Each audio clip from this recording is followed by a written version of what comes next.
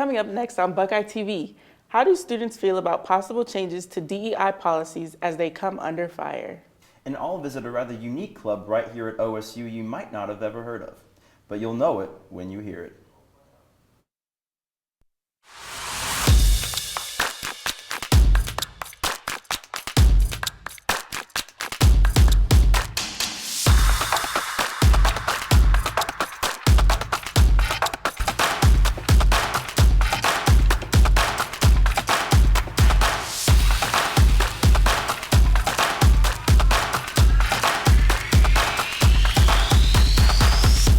Hello, thanks for joining us. I'm Adam Montanez.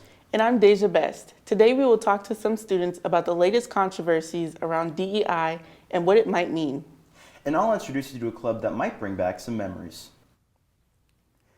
As the debate for the potential SB1 DEI ban heats up, many students at Ohio State are speaking out about what this could mean for their college careers and the future of diversity on campus. Last week, reporter Deja Best was at Hale Hall, where she spoke with students about their concerns.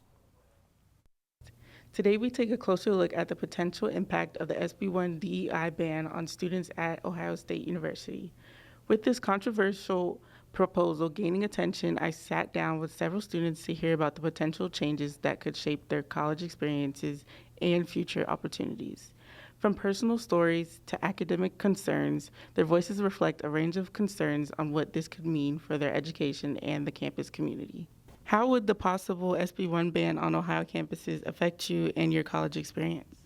It will affect me in negative ways. First of all, I am a young scholar, part of the Young Scholars Program with the Office of Diversity here at Ohio State. I also work at the Office of Diversity of Inclusion, therefore I'll lose my scholarship and I will lose my job. Okay, and what would you like to see happen if this ban is set in stone?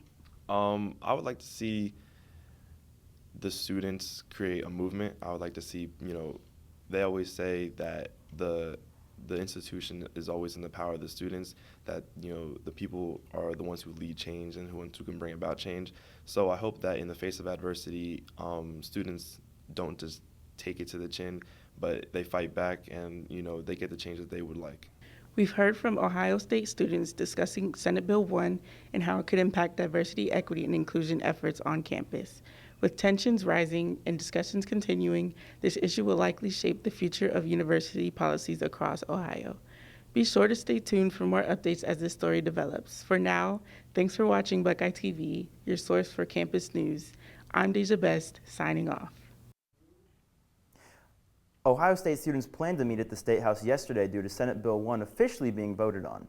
Buckeyes gathered to peacefully protest against the bill, which would officially eliminate DEI offices on campus that support minority and LGBTQIA+ organizations, limit race-related programs or events focusing on racial injustices, and restrict the teaching of controversial subjects. We have since gotten the verdict in. SB1 has passed. Ever since the inauguration, students at OSU have been wondering how big of an impact the new presidency would bring. Sam Derfler is on the campus to see how students feel. Trump signed 36 executive orders in just his first week as president. How are students at OSU keeping up with all the changes? The main one that I know about is that he signed the Gulf of America, which I don't know if that's very important. Watching the news is hard because I know everything is so biased right now, but I try to keep myself updated, so if I see something's happening, I'll look into it. I'll try to research it. Trump has signed executive orders to leave the World Health Organization, eliminate DEI programs, and rename the Gulf of Mexico. How can we define the impact of these orders? I think the biggest one, especially for us in physical education majors, that he wants to shut down the Department of Education. I think everyone has a family or a loved one that will be impacted, even if they don't know. They are doing what they are intended to do, which is to cause chaos and confusion, regardless of whether they are enforceable. There is potential for Trump to continue to dismantle organizations through orders with little to no warning. Do students still feel they can be impactful? There's nothing really we can do about it from a student standpoint. We can have our voice heard, but we all know it's the government. They have a higher power than us. We are able to stay focused on the broader goal, which I would say is community building and building resistance, rather than panicking about each new order. The future changes Trump makes could change the education and future industries of all OSU students. Stay informed and up to date, Buckeyes. This is Sam Derfler for Buckeye TV, signing off. Coming up next, we have a report on how the cost of college impacts the lives of students at OSU, followed by coverage of the drama surrounding the Oscars. Stay tuned later this episode for a deep dive on the SpongeBob Club. See you after the break.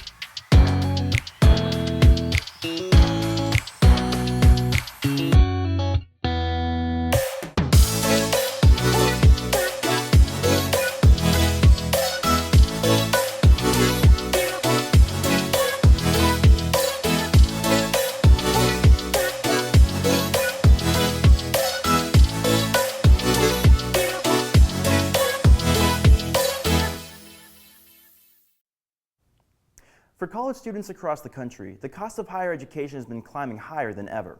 With housing and tuition expenses rising to unprecedented levels, we take a closer look at how students are dealing with the financial strain and what's being done to help. Ben Latham has the story. With the increase in college expenses in recent years, I'm here at the Oval asking students for their thoughts on how these expenses are impacting their education as well as their plans for the future. What are your overall thoughts on the increasing costs of college tuition over the last few years? Obviously this is my first year paying, but it gets tough.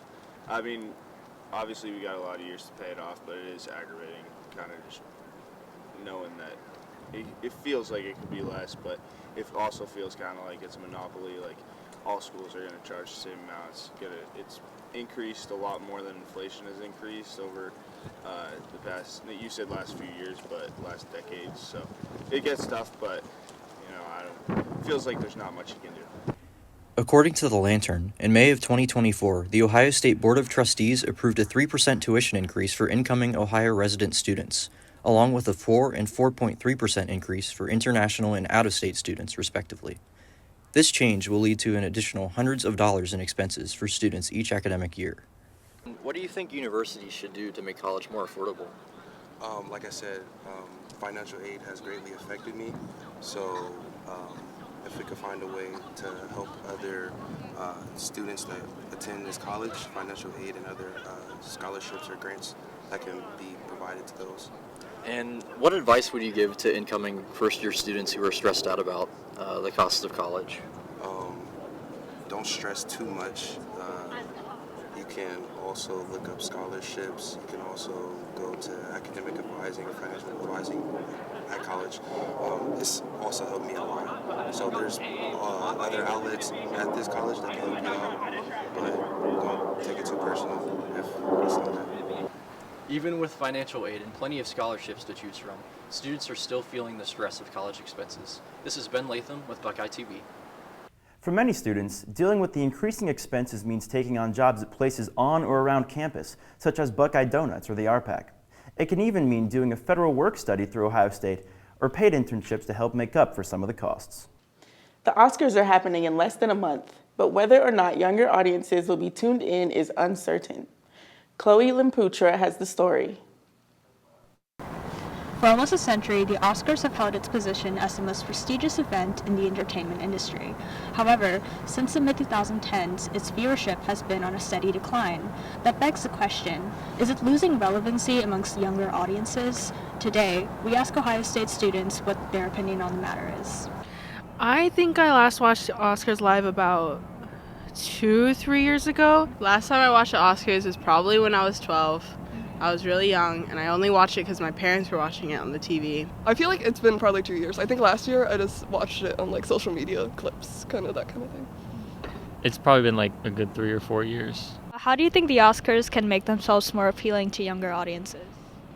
I feel like they do appeal to younger audiences. I know why we have to keep the good categories to the end, keep everyone interested, but it's really boring sometimes. Yeah. They could be appealing to younger audiences by having some younger polling. A lot of the awards given out feel arbitrary, and that the Academy just picks what they like and maybe not what's actually deserving. Are you rooting for any specific actors or specific movies to win? Anything Wicked deserves an Oscar. I love Cynthia Erivo and Ariana Grande. Sing Sing. Yes. That is the dream, but that's never gonna happen. I don't really know what's on the Oscars this year. I'm rooting against some movies. Oh, you wanna share which? Yeah, Emilia Perez. Well, it seems like the award show's nomination choices and presentation format have become outdated for a lot of younger people. However, the Oscars are still recognized as an important way to celebrate filmmakers and all their hard work. I'm Chloe Limputra, reporting for Buckeye TV. French film Emilia Perez was once the frontrunner for this year's race, having broken a new record for non-English films by gaining 13 nominations. But the discovery of the lead actress Carla Sofia controversial tweets have left the film's winning streak uncertain.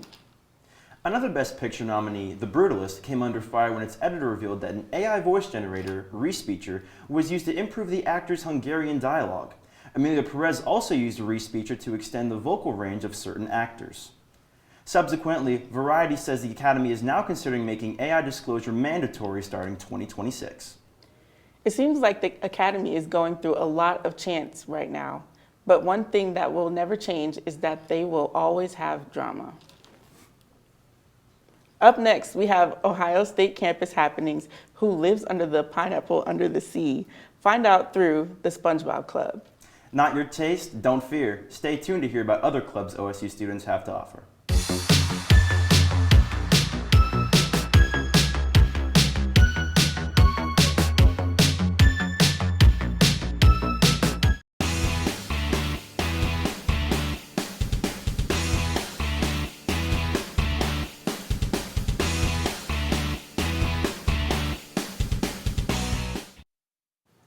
There are many clubs available for students here on campus, but one with perhaps more sponge-tacular moments than others.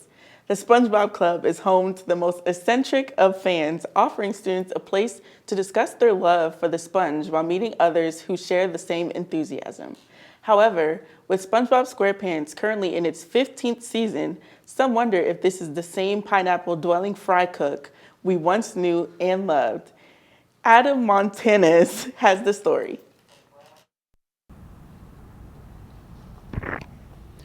As a student here at The Ohio State University, it can be said that many questions may occur to us when navigating the stage in life, such as, what's my major?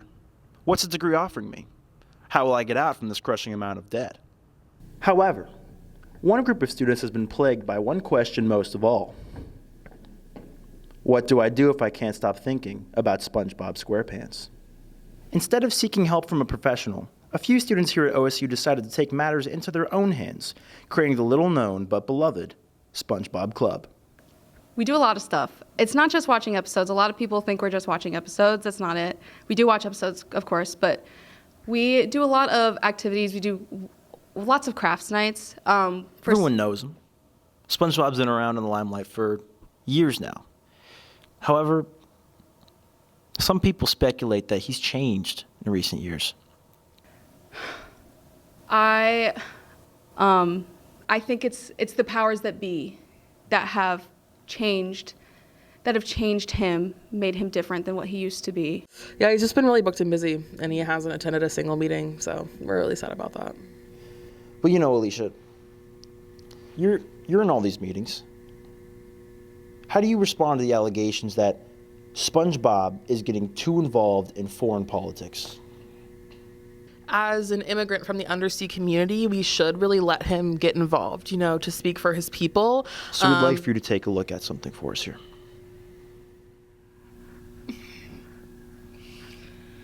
Yeah. The SpongeBob Club meets every other Tuesday in Anierson, room 258. You won't want to miss it. This has been Adam Montanez, Buckeye TV 1. If the SpongeBob Club doesn't have what you're looking for, don't worry, as Ohio State is home to over 1,400 student organizations. Fisher Business Scholars might help the future executive get ahead in networking and mentorship opportunities, while Bigfoot Society lets theorists and fans unite in the hunt for the fabled creature. Wherever you're looking for, it's all right here. Student organizations play an important role in fostering community and belonging on campus. Among them, ethnic student organizations provide a space for cultural expression, advocacy, and support. The Ohio State University is home to these groups that celebrate and empower students. Leanna Tran has the story. College is more than just academics. It's a place to find your community. Ohio State campus offers many ethnic student organizations to explore. You can find a home away from home, maybe explore a new culture, or even find one to make a difference in. From small meetings to cultural showcases, ethnic student organizations help students celebrate their identities while educating the broader campus community. These groups organize events and make efforts to bring people together. How did you discover VSA? Can you tell me about it? So I knew VSA before I came to Ohio State, and I didn't go at first because I was scared. Then eventually I went with my friends, and I love VSA since then. For Art of Freedom Debka and the Lebanese Student Organization, I'm Palestinian Lebanese, which are both Arab. But I've always been kind of connected to my culture, my dad's family. My dad has a lot of siblings here, and he's an immigrant, so we really grew up within Arab culture, speaking Arabic, doing traditional dances, and eating traditional food and everything like that. But the schools I went to were always predominantly white, so I never had a lot of Arab peers, and so most other Arabs that I knew were just my family, and I wanted my own kind of community. So when I came to college, I decided to look for that, and then I found those two clubs. Whether you're looking to meet new people, new cultures, or just to connect back to your own roots, ethnic student organizations have many things to offer. This is Leanna Tran from BuckeyeTV. Leanna, if you're interested in joining any student organization, check out the student activities website at activities.osu.edu. That's what it says. That's what it says. Run it back, but you're going to be looking at me and not Okay. two. And then two is at the end after you go, and that's all, folks. Okay. So look at me and then. Okay. Is this where I ad-lib his story? What'd you say? Is this where I would ad-lib his story? He said I could. Oh, yeah. Yeah, okay. Thank you, Leanna. If you're interested in joining any student organizations, check out the student activities website at activities.osu.edu. Thanks. Oh. That's all we have for today's great edition of Buckeye TV News. Tune in next time for all your Ohio State campus news. See you later. Bye.